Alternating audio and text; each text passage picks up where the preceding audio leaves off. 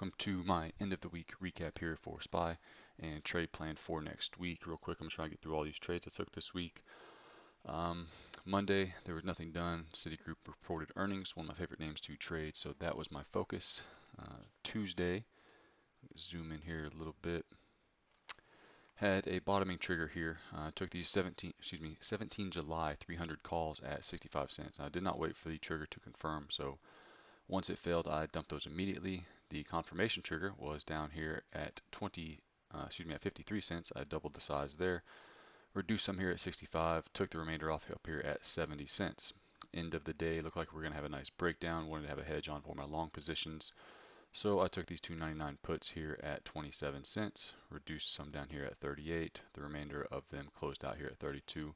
It's easy to say in hindsight that these went in the money by the end of the day, very well in the money actually, and should have held, but that ultimately wasn't the plan. It wasn't to trade specifically for making money on the downside. It was a hedge. So I'm glad to get out with some green and went on about my business.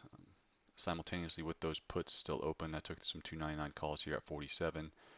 Had a confirmed bottoming trigger down here and added into those, which dropped my average down to 40 cents. In hindsight, of course, should have added a tremendous amount more size to this position here and worked my average down lower because up here near VWAP, they only went to, I think it was 46, 47 cents.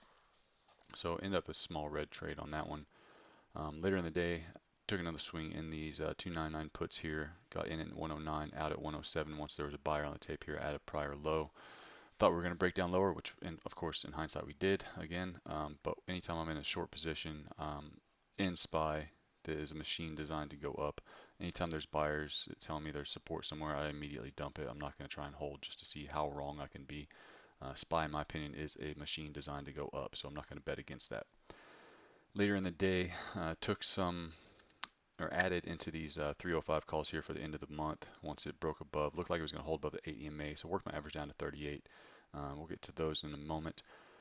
Here on Thursday, had a gap down and a trigger here that provides me with a 100% certainty that price action goes up from this trigger. Now, as a professional trader, I'm not supposed to be able to say that, but having back tested this for a couple of years and over near 200 trades, 200 sample size trades, 100% of the times this trigger goes higher. So anyways, once that confirmed, I took these 297.5 calls here at 75, reduced some up here at 85. The rest trailed me out on a little bit of slippage. So made some green there, and once it continued, put in this consolidation, broke higher. I took another trade here in these 298s at 67, reduced to 83.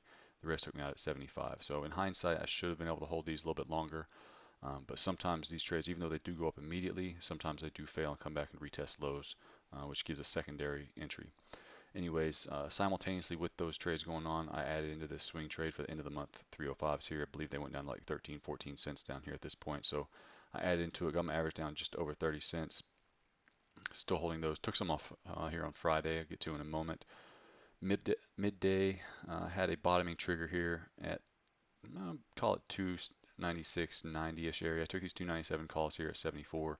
Reduced some on this initial pop at 85. The rest took me out at 92. Again, in hindsight, these things ran and went over $2 in the money, which would have been a tremendous trade. But even though this is a bottoming trigger, I have no idea how high price is going to go from that point. All I know is I have to take that trade 100% of the time, lock in my profits, and just wait. So anyways, end of the day, on Thursday, I wanted another hedge, so I took these 298 puts here at 49. I did take those out over here at 21, so salvaged a little bit of green off of that. On the gap up Friday here, I reduced some of these 305s at 46, still holding the vast majority of that position, and thought we were going to hold above the 8 EMA, but as you can see into the close, I don't know if it was news related or whatever, there was just a tremendous sell-off. So right now, bias is skewed a little bit bearish. I'm still going to hold these 305s because I believe we are going to have a pop with all the earnings coming out. And there's a very key technical level right here on SPY anyways is about 295. We'll call it 295 and a quarter, which is just this recent little uptrend prior breakout that needs to hold in order for bulls to have a chance at making another all-time high. And as I've said, it's easier to buy something on the way up that makes new all-time highs because it's more likely to make another all-time high in the very near future. So with that in mind, I'm going to go on to the trade plan for this week. And I'll also pull up E-mini futures because it's a very fluid chart and get to that in a moment. Anyways, any deeper pullbacks down here at the 21 EMA, I'll look to take a swing in this in addition to holding those 305s. Also at the 50 SMA down here, I'll look for some 290 calls with some time and 278s down here at the 200 SMA. Now with the sell-off that came in today Friday, it looked like it was a risk-off type of scenario, but there was also a key technical break here on E-mini futures, which probably led to this kind of drop, considering the fact that the vast majority of professional traders do check out early on Friday. Most likely, a lot of participants put their stops in place and just kind of left. So what I think may have happened is we had something like, it's not going to be a perfect trend line, but something from here to here. The robot saw the liquidity down there and just absolutely ran towards it. So if you were a trader or a participant that said, you know what, if price action is going to be strong this week, I'm going to put my stop here at the 8. Well, they saw that liquidity, then below this trend line, they saw that liquidity and just flushed all the way through it. Or it was just manual selling from traders that didn't want to hold over the weekend. So either way, we had a sell-off on Friday and now a short-term lower high potentially set up for breaking down below this 2963, which coincides with this little uptrend from the prior resistances, which should be considered support. Now, there's a debate going on with some FinTwits saying this is an outside bar or a bearish engulfing bar. Well, anytime there's an engulfing bar, by definition, the range of the bar in question completely takes out the high and low of the prior bar.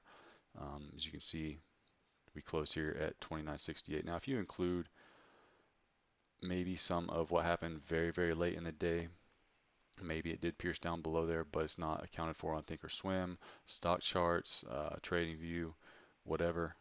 It did not take out last week's low, so it's not a bearish engulfing bar, but there is elevated volume that does confirm participation in that sell-off. So maybe we're set up for a little bit of a pullback. We have had an outside bar before that did reverse and go higher right here in March. So not the end of the world, but it is concerning to say the least. So onto the daily chart. This indeed was a bearish engulfing bar. It took out the high, ran all the way down through the low, and it was kind of my thought that if price action did take out this 8 EMA, there was a chance for the price to crash below Thursday's low. Now, I checked out early just like a lot of other traders on Friday and couldn't do anything about this drop. So, it is what it is. We'll see what happens going into next week. I have my trade plan set up. I will look to buy supports, but I will also look to take short trades on any kind of pops up into the 8 EMA. Now onto transports, because again, as I say in many of my videos, I'm a big believer in Dow theory, and transports can and do lead the markets one way or the other. And it was not immune to the sell-off towards the end of the day. As you can see, had price expansion on elevated volume into the end of the day. Fortunately, price action did close green. However, it did reject off of this prior breakdown, and we're inside of this big, huge red, was this Wednesday's bar. I still have a lot of earnings to go, a lot of transport still to report. FedEx had an activist step in. UPS got a pop on that news. You look at JB Hunt, Ryder, Schneider, CSX, UNP. A lot of transports did well to close out the week. So maybe this was just a risk-off scenario, just in case something happens over the weekend. So for now, I am going to stay bullish, but I am willing to take short trades. So may go back into scalping mode this week, and we'll see what happens with that. If you have any questions or comments, please feel free to leave them down below. Come join me over at the Trade Crew chat room. Follow along with some live trades. Have a good weekend and good luck on Monday.